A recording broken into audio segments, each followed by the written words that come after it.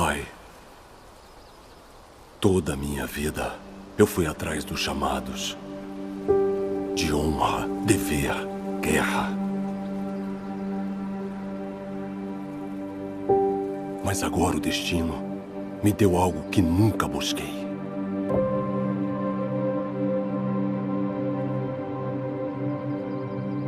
Uma criança. Uma vida intocada pela tormenta. Divida comigo a força do Pai de todos. Assim posso lutar mais uma vez, derrotar mais um inimigo e voltar para ela. Não como um guerreiro, mas sim acolhedor. E ensiná-la não a batalhar, mas sobre quietude. O tipo que eu nunca conheci. Por favor, Pai, ouça minhas palavras.